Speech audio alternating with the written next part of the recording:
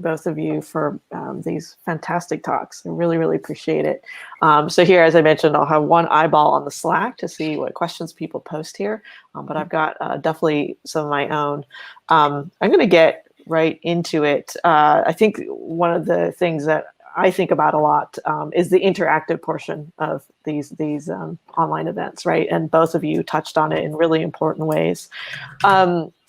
How to start? Geez, there's so much. I guess maybe, how did you think about interactive metrics? I guess from the part of Lou, where you had this long kind of planning stage, and to Austin, you had like a quick turnaround. Yeah, what are the successes from these points of view around education and building community? And then in some of our cases, communicating the success, quote unquote, of these events to our management. What are your thoughts on that? Lou, if you want to go. Yeah, sure. Thank you. I think it's a great question. So I don't think we necessarily had like specific metrics in mind. I think it was more of, this was completely new to us.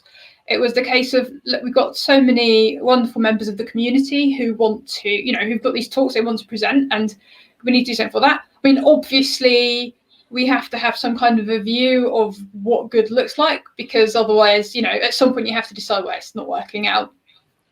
So I think this is something I can certainly sort of feedback and get more sort of input from the team with regards to the specific things that we measured. But I think a lot of it was driven by, let's have a look at how many people are submitting. Okay, there is interest. There is a lot of interest. Lots of people are sort of joining in and sending their ideas.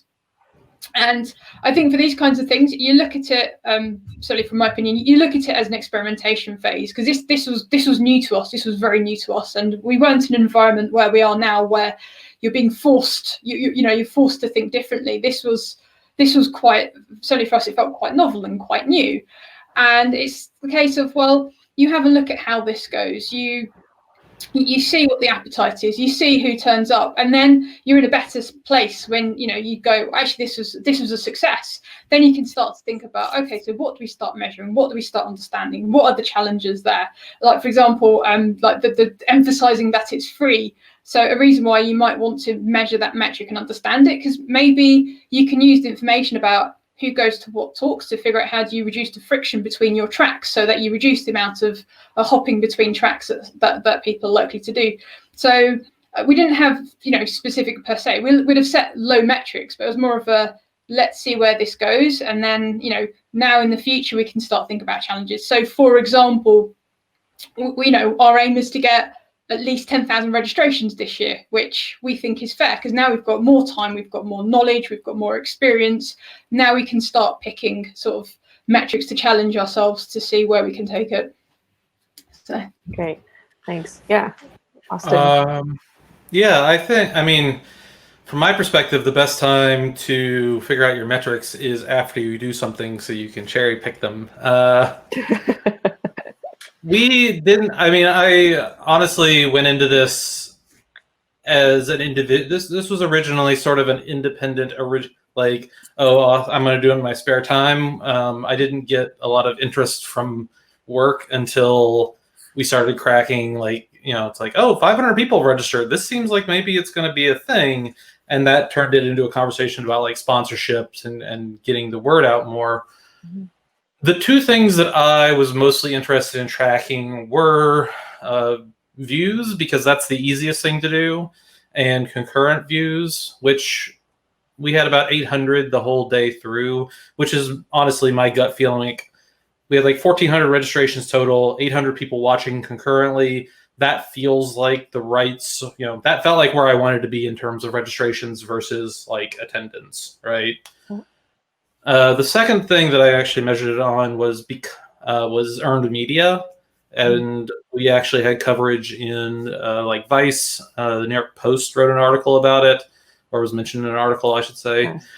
And a lot of it was just kind of like, hey, this is a new and novel thing. Can we get other people to write about it? Yeah.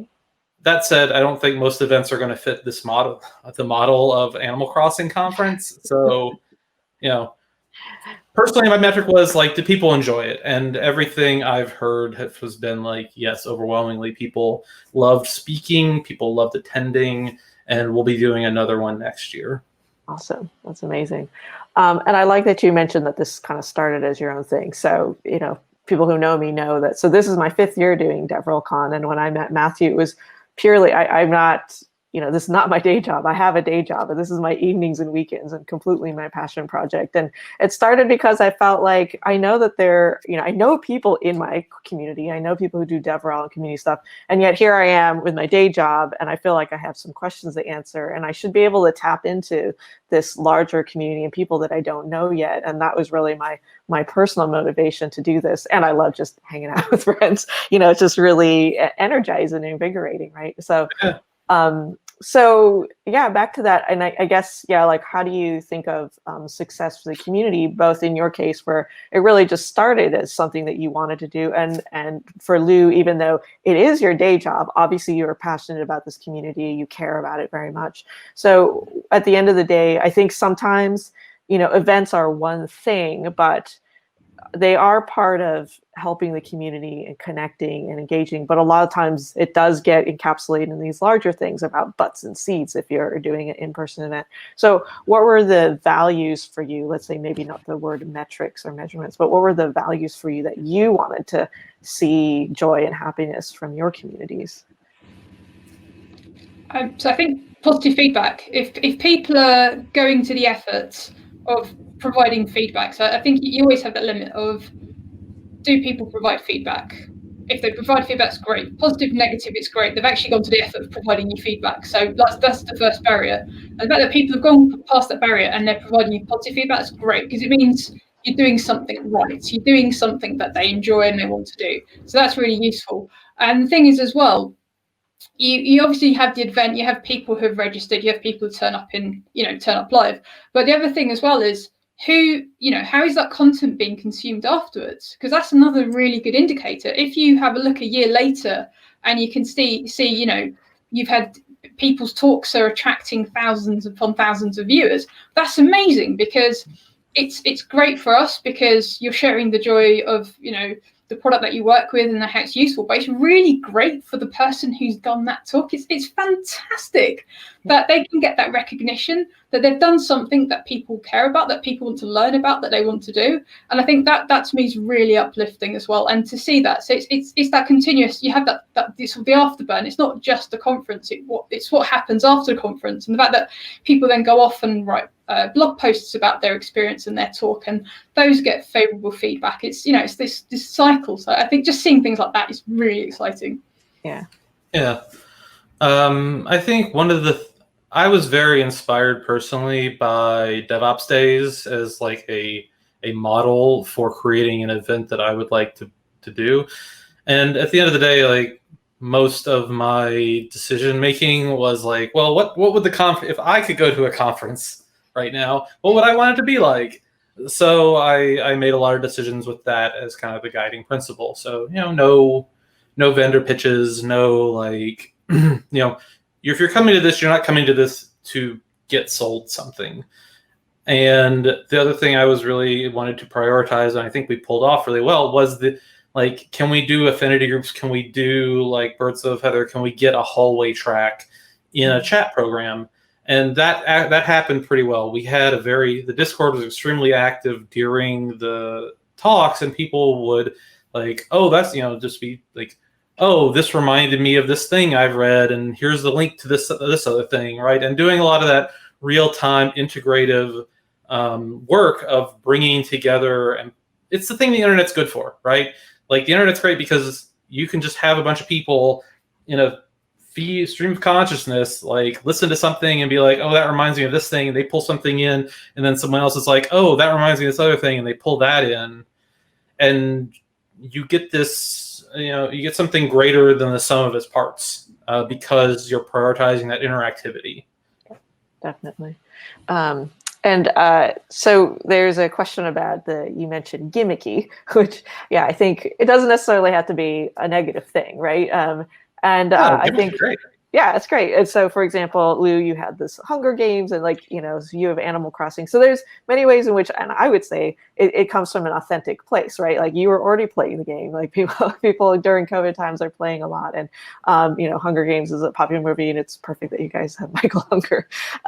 So that's so important, right? It's so important to community to be able to allow to have fun and all that. So are there ways that you make sure that that's a part of it? Obviously, in Austin, your case, it was fundamental to the platform. But Lou, is that something that you think about for events too? Like for me, I want to always make sure that people are having fun, that like it doesn't have to be so serious. Because a lot of times, I mean, the DevOps talks, they're all serious talks. We learned a lot. They're really valuable.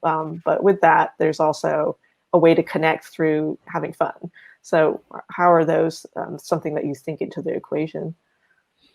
I think there's a number of ways you can approach it. You can do it through, can I introduce some events, or for example, the example here, like do you have a platform or something interesting around that? But I think that there's other subtle things you can do as well, because if you're enthusiastic about what you're talking about, I think that rubs off and people find it fun and more engaging as well. So I think there's so many levels. Some are really obvious. So like the Hunger Games is a great example. Having influential people in the community as well coming in, again, that can really sort of drive up enthusiasm and sort of enjoyment levels. Or it can just be excited, be happy, and that rubs off on people as well, and they get excited and they want to push that forward. So there's lots of different ways, and it's not necessarily prescriptive, but absolutely, if you can think ahead of the game and do something fun like the hackathon, that can be great fun, especially if you're meeting new people. Or again, I love the Hunger Games. I thought it was brilliant. I'd love to see other conferences going, right, that's it, we're doing these questions as well. Then that'd be amazing to see that kind of thing. Yeah. I don't really have anything else on that. Like, I think you need to let people have room to be playful, I guess would be the one thing I would say to add on to it. And you need to be deliberate in how you sort of create your chat culture, right? Like there needs to be a place where people can just kind of post stuff and post memes and post like dumb silly shit. Sorry. But if you have a place like that in like because that's how people are going to interact, right? They're going to interact through chat. So if you have hey, this is the meme channel, and have a relaxed posting style there, then that will.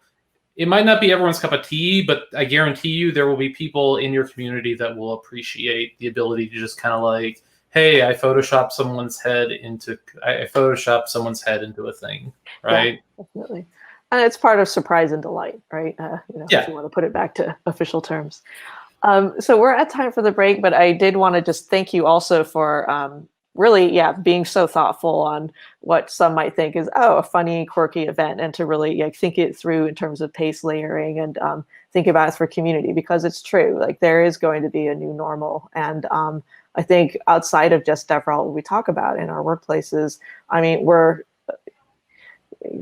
focuses on the United States right now, but it really is globally. Like we've needed a time for change, and this is how it's happening. And as we talked about with Sarah, right, it's been easy for many of us to ignore the fact that change needs to happen, and it's not easy. But I think that it's really helpful to share that model and how we can think about that with our skill sets with community and DevRel. So I really appreciate your taking the time to think that through, and to end with these events, right? As I mentioned, they can get caught up in certain metrics, but we are trying to give back.